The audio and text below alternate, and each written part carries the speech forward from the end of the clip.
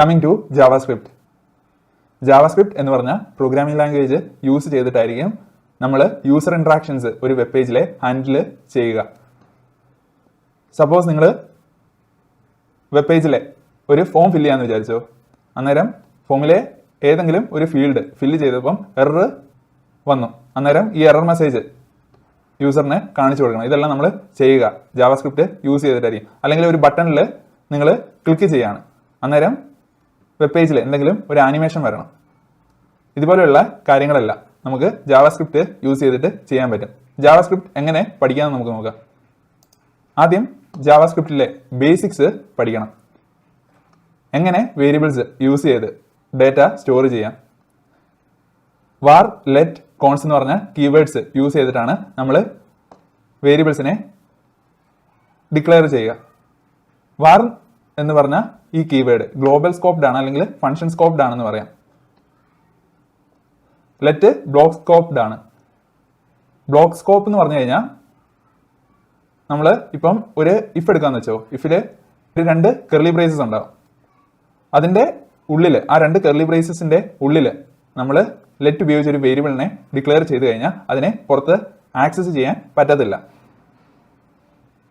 അതേസമയം വാർ global scoped ആണ്, അല്ലെങ്കിൽ ഫംഗ്ഷൻ സ്കോപ്ഡ് ആണ്. ഗ്ലോബൽ സ്കോപ്ഡ് എന്ന് പറഞ്ഞു കഴിഞ്ഞാൽ നമ്മൾ ജസ്റ്റ് പ്രോഗ്രാമിന്റെ ഏറ്റവും ഔട്ടർ ഭാഗത്ത് വാർന്ന് പറഞ്ഞിട്ട് ഒരു വേരിയബിൾ ഡിക്ലെയർ ചെയ്ത് കഴിഞ്ഞാൽ ത്രൂ ഔട്ട് ദ പ്രോഗ്രാം ആ വേരിയബിൾ ആക്സസിബിൾ ആയിരിക്കും. ഫംഗ്ഷൻ സ്കോപ്ഡ് എന്ന് പറഞ്ഞു കഴിഞ്ഞാൽ ഇപ്പം വാർ ഉപയോഗിച്ച് നമ്മൾ ഒരു വേരിയബിളിനെ ഒരു ഫംഗ്ഷനിൽ ഡിഫൈൻ ചെയ്ത് കഴിഞ്ഞാൽ ആ ഫംഗ്ഷനിൽ ഉള്ളിൽ മാത്രമായിരിക്കും ആ വേരിയബിൾ ആക്സസിബിൾ ആയിരിക്കുക. കോൺസ് എന്ന് പറഞ്ഞ കീവേഡ് യൂസ് ചെയ്തിട്ട് നമുക്ക് ഒരു കോൺസ്റ്റന്റ് വേരിയബിൾ ക്രിയേറ്റ് ചെയ്യാം. ആ വേരിയബിളിന്റെ വാല്യൂ നമുക്ക് ചേഞ്ച് ചെയ്യാൻ പറ്റത്തില്ല. പിന്നെ ഡാറ്റ ടൈപ്സ് പഠിക്കുക. Boolean, number, begin, string, simple, null, undefined, ഇങ്ങനെ കുറെ ഡാറ്റ ടൈപ്സ് ഉണ്ട് ജാവാസ്ക്രിപ്റ്റിൽ. ഇതിന്റെയൊക്കെ ഡിഫറൻസ് നോക്കുക. പിന്നെ type conversion, implicit type conversion. നമുക്ക് ഒരു ഡാറ്റ ടൈപ്പിനെ മറ്റൊരു ഡാറ്റ ടൈപ്പിലോട്ട് കൺവേർട്ട് ചെയ്യണം. ഈ പ്രോസസ്സിനെയാണ് ടൈപ്പ് കൺവേർഷൻ എന്ന് പറയുന്നത്. നമുക്ക് ഇംപ്ലിസിറ്റ് കൺവേർഷനുണ്ട്, എക്സ്പ്ലിസിറ്റ് കൺവേർഷനുണ്ട്. ചില ഡാറ്റ ടൈപ്സിനെ ജാവാസ്ക്രിപ്റ്റ് ഓട്ടോമാറ്റിക്കലി കൺവേർട്ട് ചെയ്തോളും. അതിനെ ഇംപ്ലിസിറ്റ് കൺവേർഷൻ എന്ന് പറയും. എക്സ്പ്ലിസിറ്റ് കൺവേർഷൻ എന്ന് പറഞ്ഞു കഴിഞ്ഞാൽ നമ്മൾ തന്നെ ഏത് ഡാറ്റ ടൈപ്പിലോട്ടാണ് കൺവേർട്ട് ചെയ്യേണ്ടതെന്ന് കോഡിലൂടെ പറഞ്ഞു കൊടുക്കണം. പിന്നെ operators, arithmetic operators, logical operators, ഇങ്ങനെ കുറെ കൈൻഡ് ഓഫ് ഓപ്പറേറ്റേഴ്സ് ഉണ്ട് ജാവാസ്ക്രിപ്റ്റിലും. Control statements, if, switch, while, for loop, ഇങ്ങനെയുള്ള കുറെ കൺട്രോൾ സ്റ്റേറ്റ്മെന്റ്സ് ജാവാസ്ക്രിപ്റ്റിലുണ്ട്. അതെല്ലാം പഠിക്കണം. പിന്നെ ഫങ്ഷൻസ്, എങ്ങനെ ഫങ്ഷൻസിനെ ഡിക്ലെയർ ചെയ്യാം, ഫങ്ഷൻസിനെ കോൾ ചെയ്യാം. പിന്നെ ഫങ്ഷൻസിന്റെ scope, arrow function, function expression, ഇതൊക്കെ എന്താണെന്ന് നോക്കുക. ജാവാസ്ക്രിപ്റ്റിലെ കുറച്ച് ഇമ്പോർട്ടൻ്റ് ആയ data structures, arrays, objects, sets, maps, weak map and weak set, ഇതൊക്കെ പഠിക്കുക. ഡോം മാനിപ്പുലേഷൻ,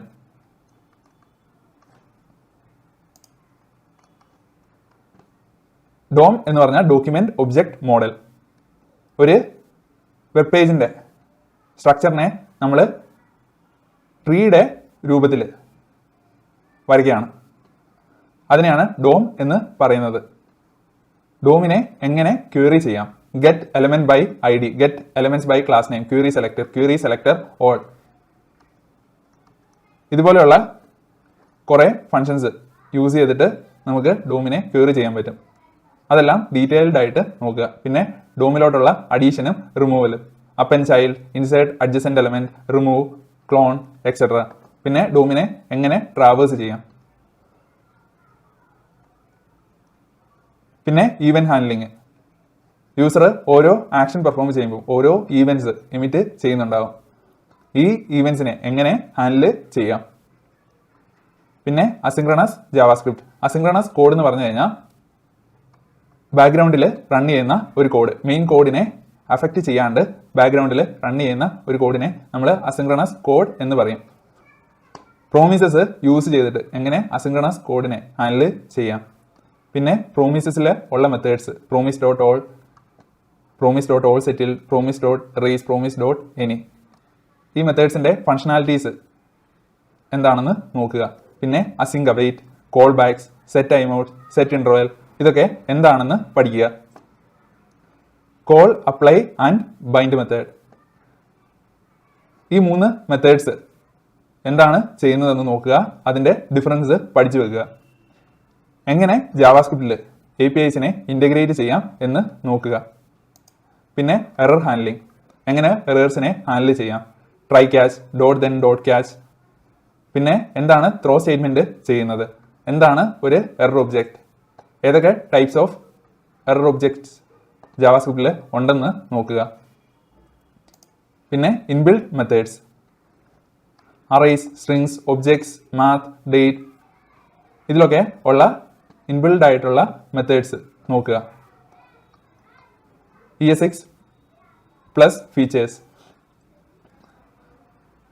ജാവാസ്ക്രിപ്റ്റിലോട്ട് വന്നിട്ടുള്ള കുറേ new features, arrow functions, spread and rest operator, അതുപോലെ കുറേ ന്യൂ ഫീച്ചേഴ്സ് ഉണ്ട് ജാവാസ്ക്രിപ്റ്റിൽ. ആ ഫീച്ചേഴ്സ് എല്ലാം എക്സ്പ്ലോർ ചെയ്യുക. Browser APIs,